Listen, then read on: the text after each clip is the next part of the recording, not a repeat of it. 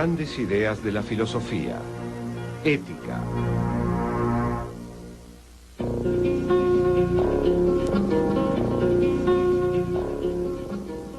La ética, también llamada filosofía moral, es el estudio sistemático de los valores y los principios morales. Se ocupa de las normas de vida del ser humano, ya sean personales, sociales o universales, como así también de las razones subyacentes a nuestros juicios sobre si un comportamiento es correcto o erróneo. Es una de las tres ramas principales de la filosofía. Las otras dos ramas son la metafísica, el estudio de lo que es, y la epistemología, el estudio de cómo conocemos lo que es. Pero la ética no se ocupa de cómo son las cosas, sino de cómo deberían ser. Para decirlo de otra manera, la ética es el estudio de los valores. Como tal, se ocupa de la actitud fundamental que tomamos como seres libres y pensantes, tanto por nuestras creencias como por las acciones que realizamos basándonos en dichas creencias.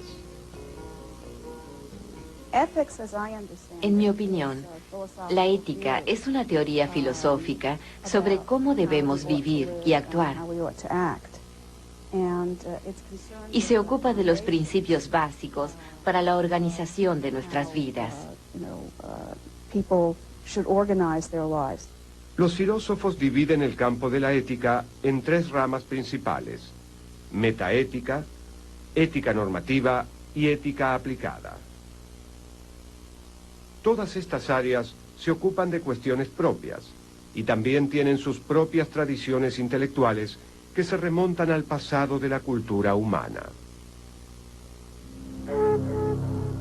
La metaética investiga el origen y la naturaleza de los conceptos éticos y el discurso que utilizamos para hablar sobre ellos. ¿Son nuestras ideas del bien y del mal valores eternos y universales independientes de la voluntad humana? ¿O son el resultado de convenciones humanas basadas en circunstancias históricas y sociales en constante cambio? ¿Debemos esforzarnos para descubrir los valores universales que pueden ser respetados por todos los seres humanos? ¿O es que todos los sistemas éticos están inevitablemente ligados a los valores culturales de cada sociedad en particular? ¿Debe haber máximas morales iguales para todos los individuos, basándose en razones objetivas? ¿O es que debe tomarse en cuenta la constitución emocional, necesidades y preferencias particulares de cada persona?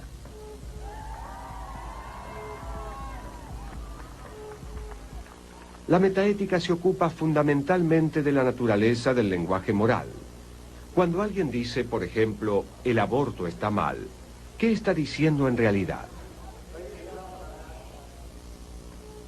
Hay dos posibilidades: que esté diciendo algo que puede ser verdadero o falso, o algo que no puede ser ni verdadero ni falso. Al primer tipo de teoría se la denomina cognitivismo. De acuerdo al cognitivismo, cuando alguien dice el aborto está mal, está describiendo un hecho de este mundo, y su descripción puede ser tanto verdadera como falsa.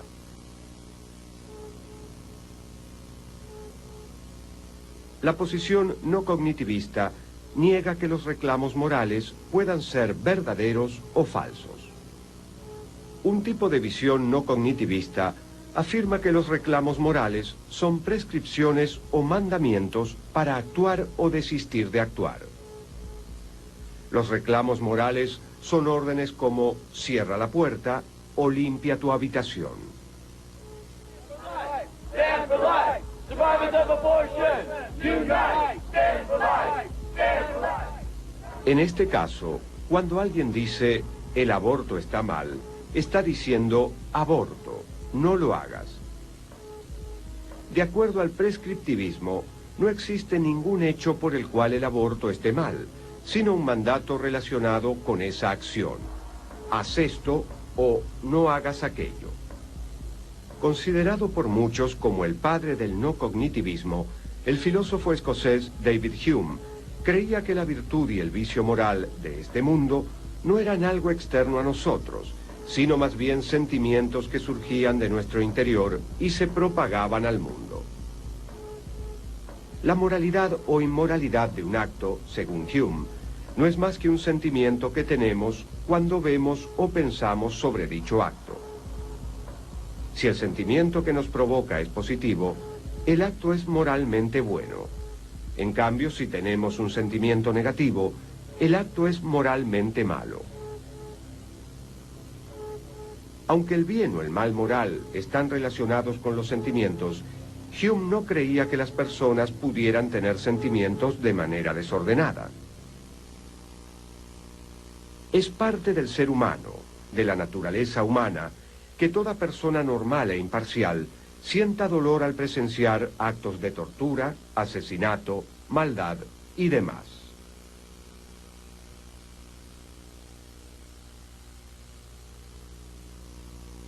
Si la moral no tiene naturalmente ninguna influencia en las pasiones y acciones humanas, es en vano esforzarse para inculcarla. Nada es menos fructífero que una multitud de preceptos y normas, tal como abundan entre los moralistas. Según Hume, el campo de la razón consistía en el descubrimiento de verdades sobre el mundo externo, y la moral era un asunto de sentimientos internos. Por ello, Hume sostenía que la razón estaba esencialmente separada de la moral. De allí la famosa frase de Hume: no es contrario a la razón preferir la destrucción del mundo antes que un rasguño en nuestro propio dedo. El abismo que existe entre las corrientes cognitivistas y no cognitivistas de la ética es sintomático de las profundas divisiones que existen entre las distintas visiones morales de este mundo. Algunas personas piensan que la moral es un acuerdo entre adultos más o menos iguales, seres igualmente racionales en intercambio mutuo. Algunas personas creen que la moral es algo que proyectamos al mundo. Tenemos sentimientos y actitudes y luego decimos si algo es bueno o malo, es decir, si eso me gusta o no me gusta. Y algunas personas, yo soy uno de ellos, creen que realmente existen verdades morales, verdades objetivas. A veces son muy difíciles de determinar, pero como las palabras no se inventan, sino que se descubren. Existe una gran división dentro de la filosofía y las teorías morales. Aquellos que creen esencialmente que la moral puede de una u otra forma inventarse, y aquellos que creen que, como la matemática, la moral de una u otra forma se descubre. El patrimonio intelectual de lo que hoy en día se denomina metaética se remonta hasta los orígenes de la filosofía occidental. Sócrates, como se lo describe en los diálogos de Platón, estaba fundamentalmente interesado en las bases del comportamiento ético y trató de responder al relativismo moral de sus contemporáneos, especialmente de los sofistas. Platón planteó una serie de preguntas increíbles en la República con las que los filósofos han estado luchando desde entonces. Y una de las preguntas cruciales era, ¿por qué debo ser moral? Los filósofos quieren saber, las personas quieren saber, ¿por qué debo ser moral? En la leyenda del anillo de Giges, relatada en la República, Sócrates y su discípulo Glaucón tratan de dilucidar si es preferible ser justo a ser injusto. Giges es un pastor que luego de una violenta tempestad encuentra un anillo de oro que tiene la propiedad de hacer invisible a quien lo use. Asombrado por los poderes de este anillo, lo mantiene en secreto y va al palacio. Una vez allí, usa el anillo y gracias a ello seduce al rey y se apodera del trono. Entonces la pregunta que se plantea en este diálogo es: ¿existe algún hombre lo suficientemente justo como para no aprovecharse de las ventajas que le brinda ese anillo? Si existiese ese hombre, quedaría demostrado que se puede ser justo por amor a la justicia en sí, y no atemorizado por un eventual castigo. Glaucón sostiene que ningún hombre que posea dicho anillo va a elegir actuar de manera justa.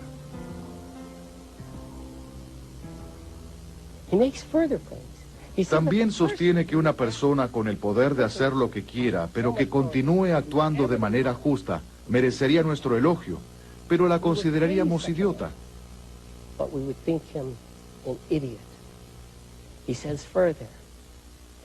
Dice, ningún hombre que merezca ser llamado hombre seguirá las leyes de la moral, de la convención y de la justicia, si pudiera salirse con la suya actuando de otra manera.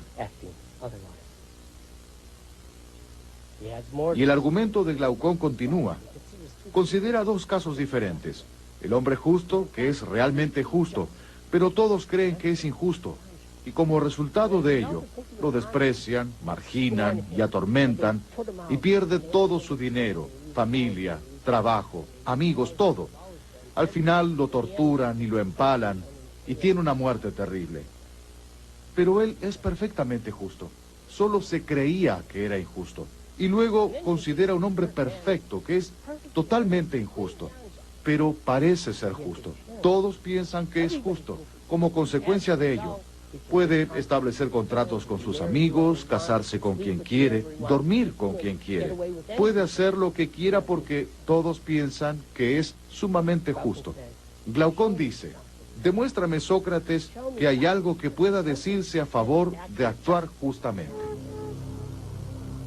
El diálogo apunta a demostrar que la justicia es lo suficientemente importante como para invalidar otros valores. Lo que hay que hacer es demostrar que es mejor ser considerado justo y serlo, que ser considerado justo y ser injusto. Para Platón, lo principal es la naturaleza propia de la justicia.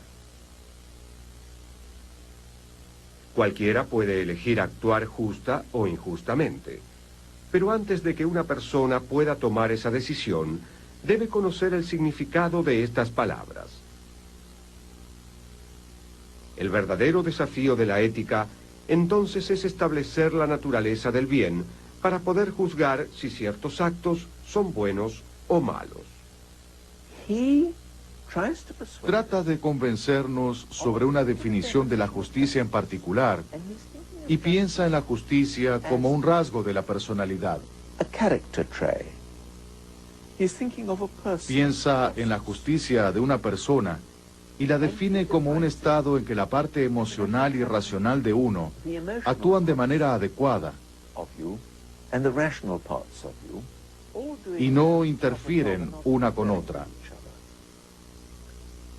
La razón debe estar cumpliendo su función, que es la de controlar la parte emocional del alma y hacer que ésta haga lo correcto.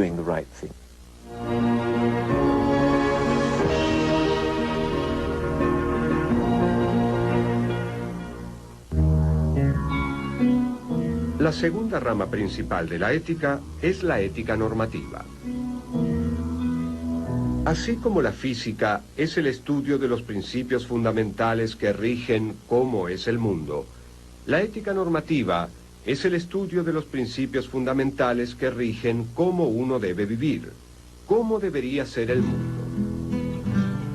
La pregunta, por supuesto, es, ¿de dónde provienen estos principios fundamentales? Algunos piensan que lo que debemos hacer es obedecer la voluntad de Dios. Otros insisten en que la vida moral consiste en cumplir con el deber de cada uno.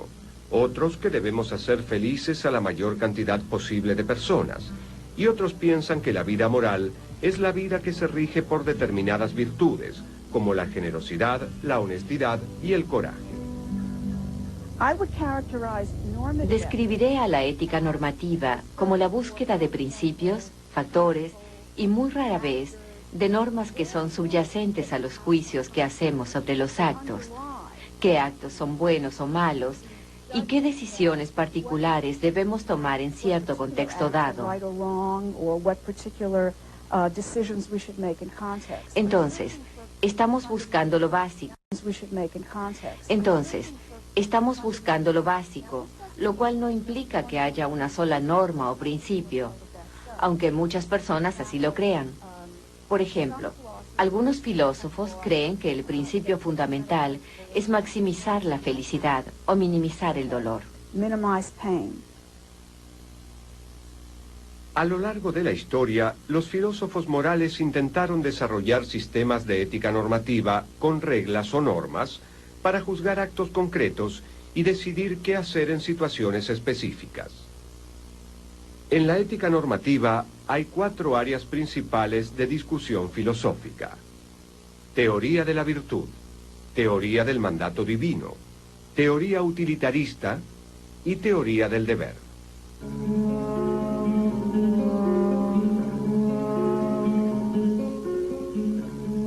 En general, la ética antigua se diferencia de la moderna por ser eudemonista. Aristóteles considera a la felicidad, que en griego se dice eudaimonía, como el fin legítimo de las acciones morales. Aristóteles identifica la existencia de 3 tipos de bienes: los bienes exteriores, los bienes del cuerpo y los bienes del alma. Los más importantes son los bienes del alma, porque allí es donde reside la razón. Para Aristóteles, la razón es el aspecto más elevado del hombre.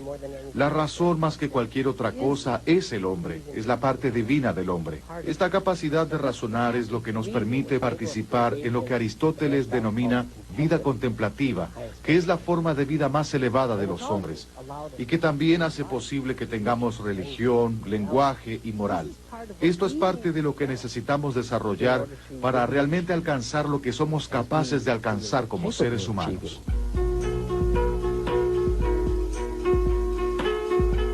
Aristóteles descarta la idea universal del bien. No hay un bien idéntico para todos los hombres. Para cada individuo, el bien es distinto en cada actividad y en cada arte. Si el fin de la medicina es la salud, el bien que corresponde es la curación del paciente. Si el fin de la estrategia es la victoria, el bien correspondiente es el eficiente manejo de las fuerzas militares. Entonces, en toda acción y decisión, el bien es la función que persigue el fin buscado. El hombre bueno es quien realiza acciones razonables, y al bien correspondiente lo llamamos virtud. Aristóteles plantea que un acto es moral cuando es el resultado de una decisión consciente. El acto moral tiene como condición la libertad de querer hacerlo. Aquel que no pueda ejercer su voluntad no podrá ser juzgado moralmente. Para los filósofos éticos, Aristóteles es una figura muy interesante. Una parte principal de su obra en el campo de la ética está relacionada con cómo ser una buena persona.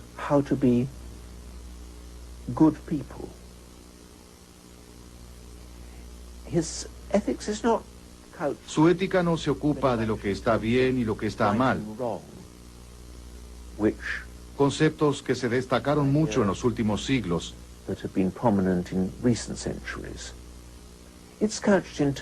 sino de practicar la virtud, lo cual para muchas personas es muy atractivo. No creo que en ética las normas puedan funcionar. Desde ya hay filósofos que piensan que sí. Creo que Kant era uno de ellos. Según Kant, dentro de la ética había normas, pero Aristóteles pensaba que, a excepción de ciertas normas específicas, las normas no funcionarían dentro de la ética.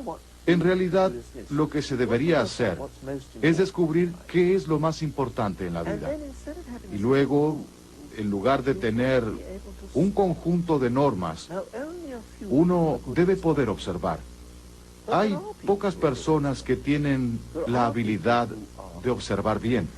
Hay personas que son sophoi, para usar el término griego en plural, hombres sabios.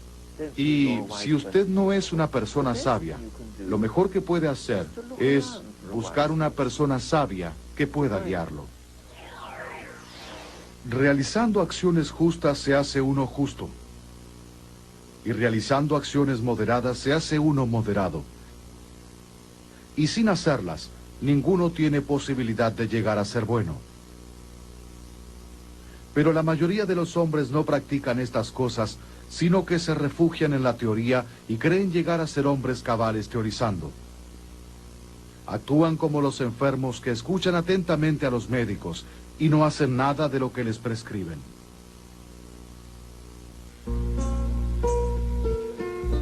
Aristóteles también propuso el principio del justo medio. De acuerdo a Aristóteles, para cada temperamento humano o deseo, existen personas extremistas.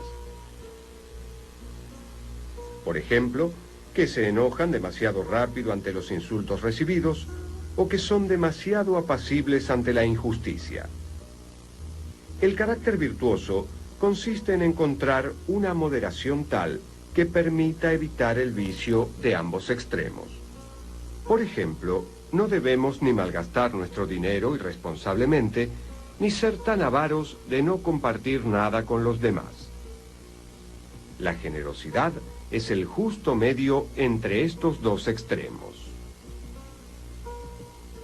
Después de la muerte de Aristóteles, su propuesta es retomada por diferentes pensadores, como Epicuro, que rechaza el hedonismo extremo y propone un placer guiado por la sobriedad de la razón. Reclama un requisito de transparencia para el obrar ético.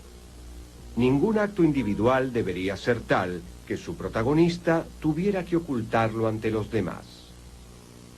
El hombre justo es más sereno que cualquier otro.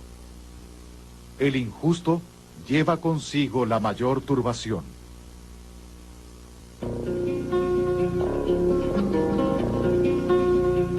Las teorías éticas del mandato divino sostienen que los principios que guían nuestro comportamiento provienen de la voluntad de Dios. Durante la Edad Media, la ética fue mayormente una ramificación de la religión y la teología. Para los teóricos medievales, los principios éticos se derivaban de las Sagradas Escrituras y por lo tanto eran de naturaleza heterónoma. Lo contrario del buen obrar no era más que el pecado, y la finalidad de la virtud era la eterna salvación del alma. Ahora, algo que vale la pena tener presente es que cuando algunas personas piensan en la ética, lo hacen dentro del contexto de la iglesia o la religión o un Dios en particular. Entonces, muchas personas pensarán, no puedo pensar en hacer preguntas éticas sin invocar o hablar de Dios. ¿Qué es lo que Dios nos dice que hagamos o que no hagamos? Los filósofos se hacen preguntas que son éticas. ¿Qué debemos hacer? ¿Qué hace que una persona sea viciosa o virtuosa? ¿Qué hace que un resultado sea bueno o malo? Pero tienden a hacerlo en un contexto separado de cualquier suposición sobre Dios. La mayoría de los filósofos morales contemporáneos, si bien hay muchos filósofos morales o éticos que son creyentes devotos, plantea la pregunta ética sin incluirla en la pregunta más grande. ¿Qué dice Dios? ¿Qué dice mi religión?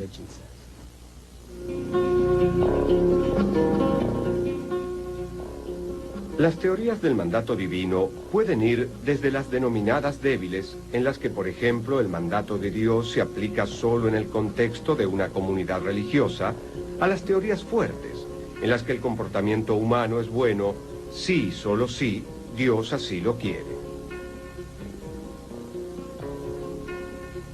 En su diálogo Eutifrón, Platón abordó la cuestión de si Dios quiere el bien porque es bueno, o si éste es bueno porque Dios lo quiere.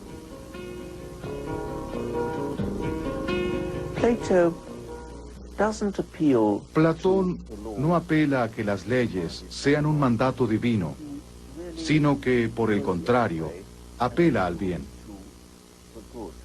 Él sostiene que todas las personas buscan el bien en todo lo que hacen, lo cual no quiere decir que busquen ser moralmente buenos, sino algo mucho más plausible.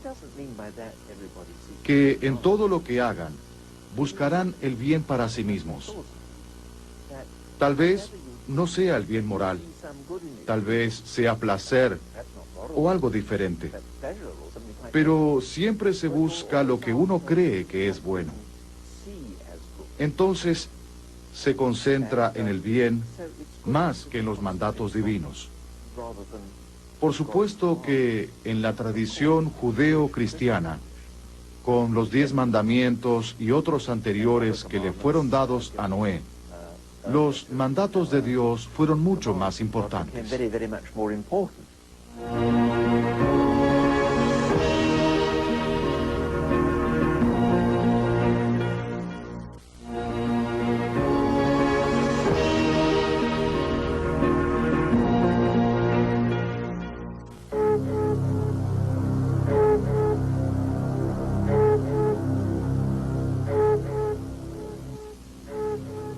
En el siglo XIX, una serie de filósofos británicos desarrolló teorías éticas autónomas que juzgaban la moralidad de las acciones basadas en las consecuencias de dichas acciones más que en las intenciones o el temperamento del que las realizaba. Este nuevo enfoque de la ética normativa se denominó consecuencialismo. La forma más conocida de consecuencialismo fue el utilitarismo. Una forma muy conocida de consecuencialismo es el utilitarismo. Es una teoría especial sobre los valores ligada a la estructura consecuencialista. El acto correcto es el que produce las mejores consecuencias, donde lo mejor se juzga en términos de lo que produce felicidad y quita el dolor. A veces se lo conoce como bienestarismo. Aunque las raíces del pensamiento utilitarista puedan remontarse a Platón, el filósofo británico Jeremy Bentham es el fundador de este movimiento. Bentham, quien planteaba reformas legales y sociales de manera apasionada, declaró que un acto es moral si producía la mayor felicidad para el mayor número de personas.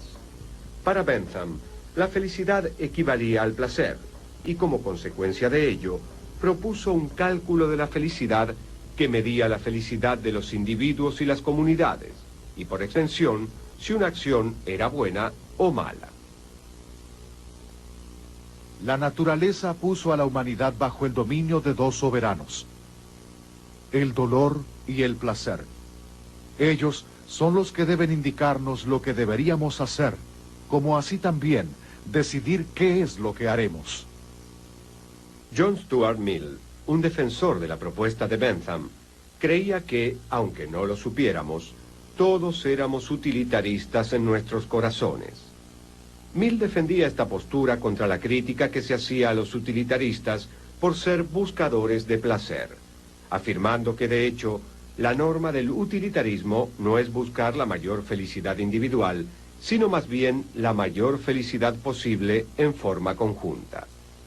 De acuerdo con el utilitarismo, en caso de ser necesario, una persona debe actuar en contra de sus propios intereses a favor de la mayor felicidad para el mayor número de personas.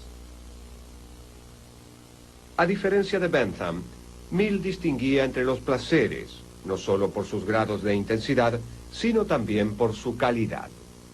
El placer de un animal no tiene el mismo valor que el placer de un ser humano.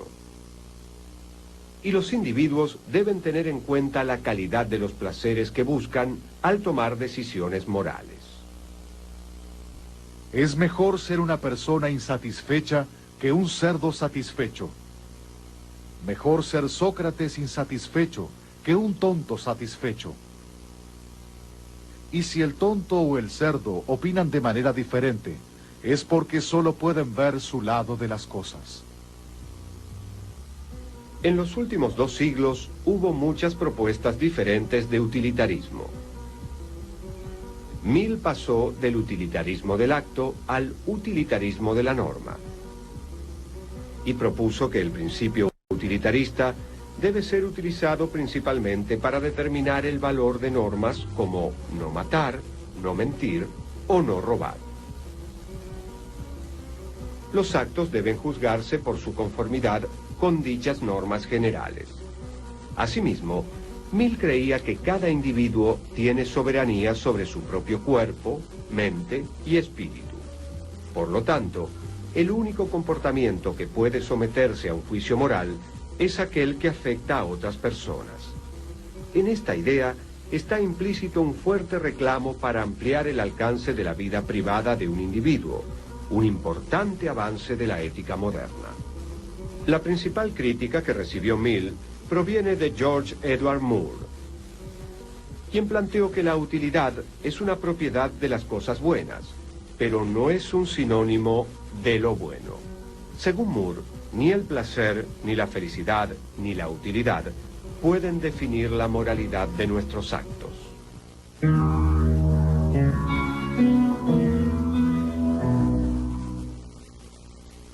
Ni en el mundo, ni en general, tampoco fuera del mundo, es posible pensar nada que pueda considerarse como bueno sin restricción, a no ser tan solo una buena voluntad.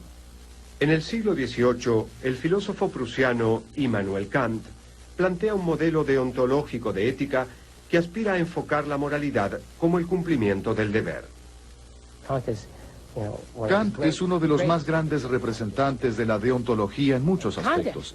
Él plantea que el bien o mal que pueda atribuirse a un acto no depende en absoluto de las consecuencias del mismo. Y decía, por ejemplo, que se haga justicia aunque los cielos se abran. Las consecuencias no importan en absoluto, lo que importa es actuar bien, actuar con buena voluntad y cumplir con nuestro deber. Kant propuso una ley ética que guíe racionalmente nuestra acción y la llamó imperativo categórico. Para Kant, la autonomía de la voluntad es el único principio de todas las leyes morales y de todos los deberes que de ellas provengan.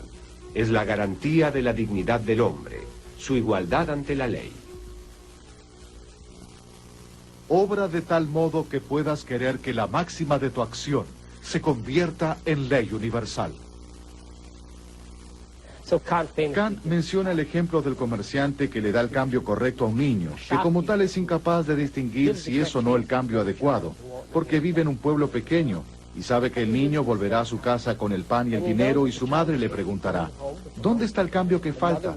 Y el niño responderá, esto es todo lo que tengo. Entonces, la madre golpeará al niño y le dirá, seguramente lo has gastado en goma de mascar o algo así. Sin embargo, todos sabemos que tarde o temprano se sabrá que este no era el único niño que supuestamente había comprado goma de mascar. Habrá un grupo de niños que también gastaron su dinero en goma de mascar, y luego las madres atarán cabos y pensarán, oh Dios mío, le pegué a mi hijo, estaba equivocada, no debía haberlo hecho, realmente no le habían dado el cambio correcto. El comerciante tiene la culpa, y desde ya echarán al comerciante del pueblo, o lo castigarán como quieran, o simplemente dejarán de comprarle. Kant dice, el comerciante puede elegir dar o no el cambio correcto al niño, que como tal es incapaz de distinguir si es el cambio adecuado por diferentes razones, por prudencia, por interés personal, porque es un buen negocio hacerlo, porque la madre volverá a la tienda cuando el comerciante parezca honesto. Pero si esa es la única razón por la cual el comerciante da el cambio correcto, dice Kant, entonces no tiene ningún mérito moral. El comerciante merece el elogio moral cuando da el cambio correcto, no porque sea un buen negocio hacerlo, sino porque es lo que se debe hacer. Para Kant, la ética era la razón práctica. Era la misma razón que estaba involucrada en nuestras investigaciones teóricas, es decir, en matemática, en lógica, en la ciencia. Pero era práctica porque estaba relacionada con las decisiones que tomemos con respecto a nuestro comportamiento en función de cómo deberíamos comportarnos. El modelo kantiano fue enfrentado en primer término por el filósofo alemán Georg Wilhelm Friedrich Hegel, quien planteó que la ética kantiana era demasiado abstracta e individualista, y que la esfera de lo ético está incluida en la de lo social, y ambas en la del Estado. Luego, en el siglo XIX, el filósofo alemán Karl Marx planteó que lo que generalmente se defiende como la moral no es más que una construcción ideológica, cuya finalidad consiste en facilitar y justificar la opresión de los ricos a los pobres. En toda sociedad hay una ideología dominante. y por lo tanto, la moral vigente es la de la clase que detenta el poder. Otro filósofo alemán de fines del siglo XIX, Friedrich Nietzsche, opinó lo contrario. Nietzsche sostuvo que la moral ha sido hasta ahora una astucia de los débiles para defenderse de los poderosos.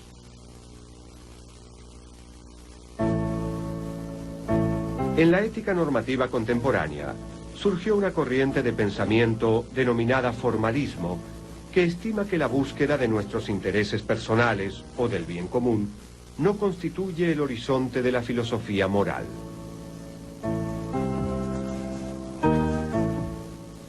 La ética formalista no se centra en la materia de la ley, sino en su forma.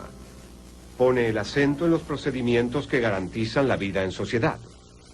El filósofo John Rawls es uno de los máximos defensores de este punto de vista. La definición del bien es puramente formal. Establece simplemente que el bien de una persona está determinado por el proyecto racional de vida que elegiría, con racionalidad deliberativa, entre la clase de proyectos del máximo valor. Así, lo que hay que establecer es qué es racional para los que se encuentran en una sociedad bien ordenada, como afirmación de su sentido de justicia, como regulador de su proyecto de vida. Creo que la teoría de la justicia está muy ligada a una cierta concepción de las personas y de lo que uno debe a los demás. Entonces, en ese sentido, se basa en la teoría ética. Simplemente hay que pensar en lo que las personas se deben mutuamente, no en un contexto uno a uno, sino llegar a un tipo de acuerdo sobre las normas básicas que rigen la interacción de grandes números de personas que nunca interactúan entre ellas de manera personal y cuyas relaciones interpersonales están mediadas por su relación con el gobierno.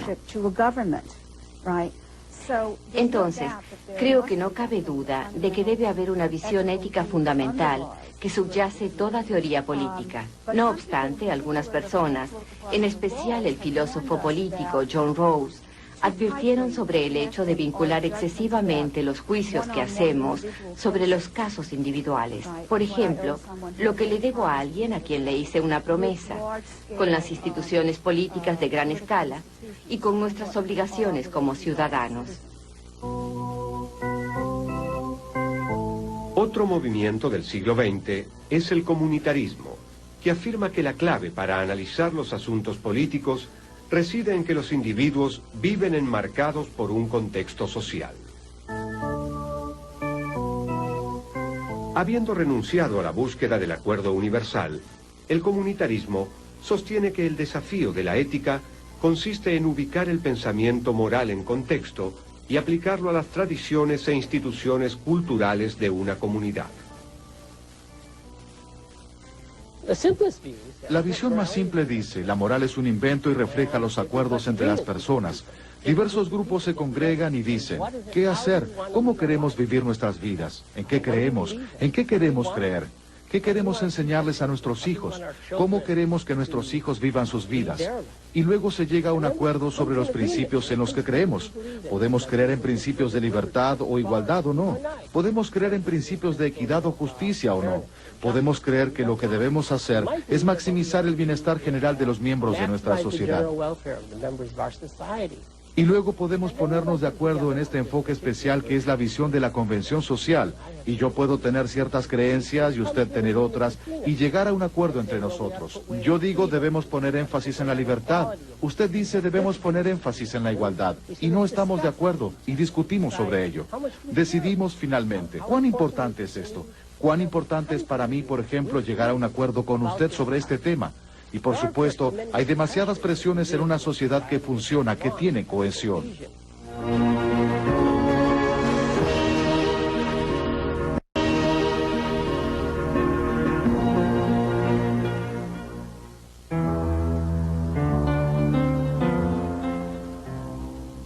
El debate actual de la ética se establece entre los consecuencialistas y la visión formalista, conocida como contractualismo, fuertemente influenciada por la obra de John Rawls.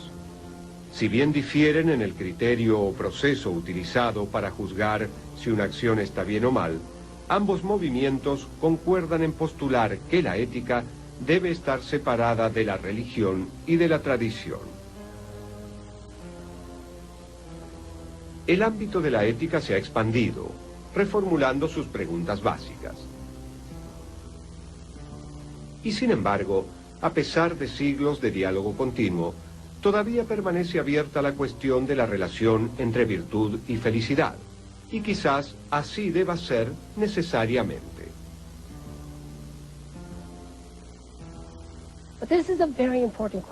¿Qué es lo que realmente importa cuando hablamos de la felicidad o del bien o del bienestar humano? Y hay distintas opiniones. Muchos estudiantes en mi clase, muchos padres y muchas personas se preguntan, ¿no es la felicidad lo único que importa? ¿No es eso lo que queremos para nuestros hijos y para las personas que queremos, que sean felices? Otros piensan la felicidad es importante, pero no lo es todo. Hay otras cosas que también son importantes.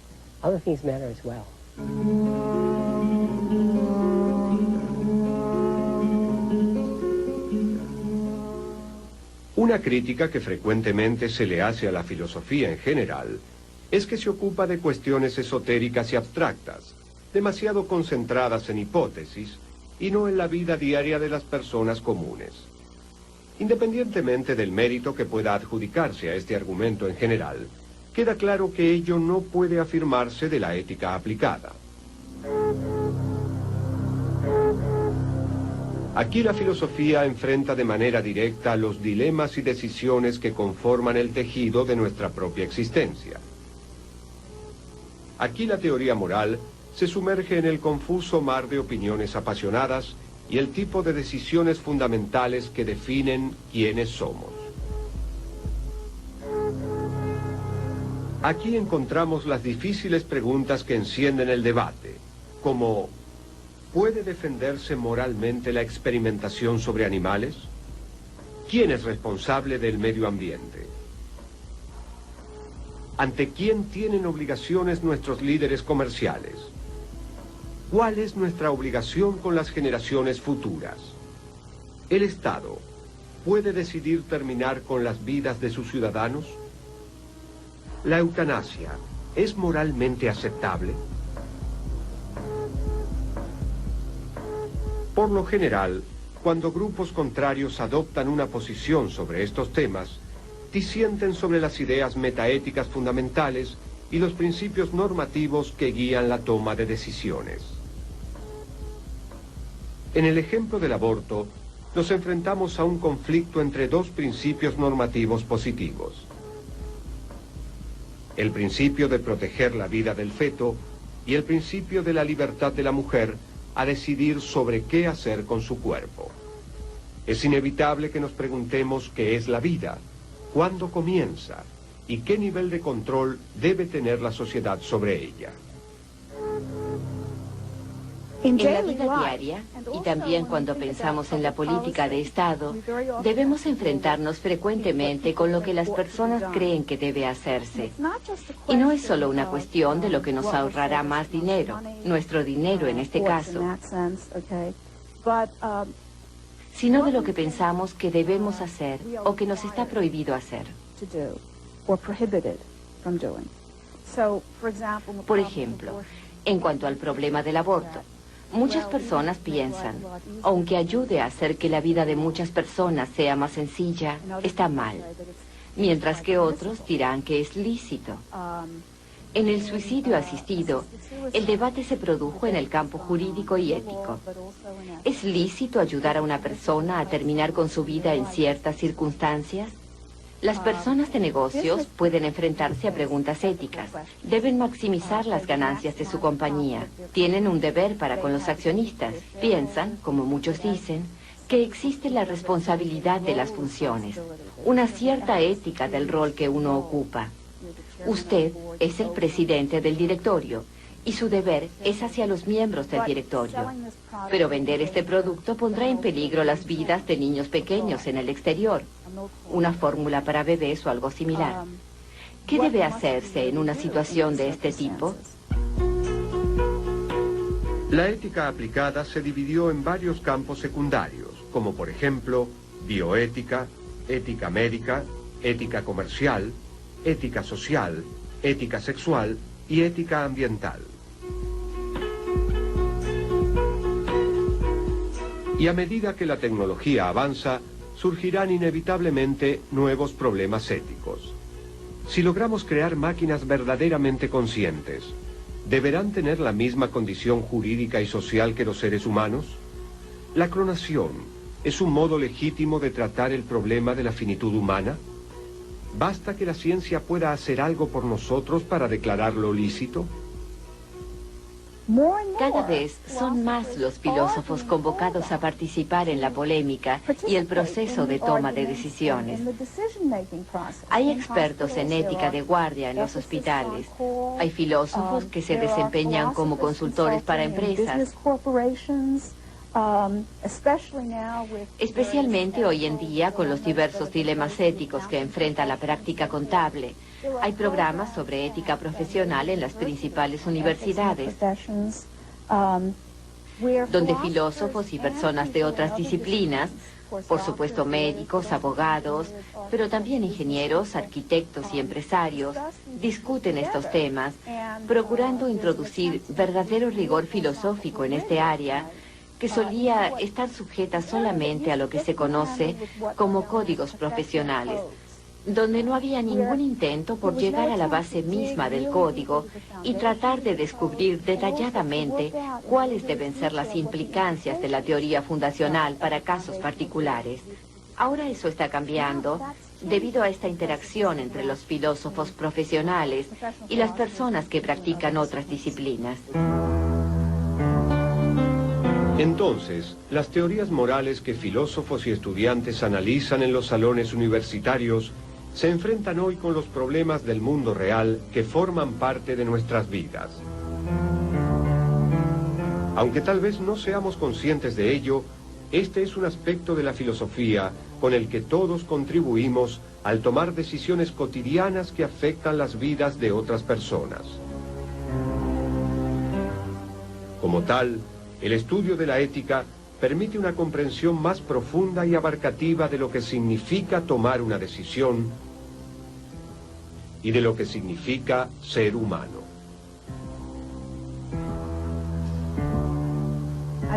Me interesa mucho la ética y la teoría moral. Es intelectualmente exigente y apasionante, y también vale la pena porque uno puede realmente ayudar a resolver problemas prácticos.